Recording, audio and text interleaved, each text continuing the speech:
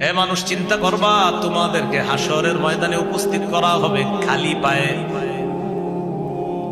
উরাতাক, নগ্ন দেহে, গুরলা, খতনাবিহীন তোমাদেরকে উপস্থিত করা হবে।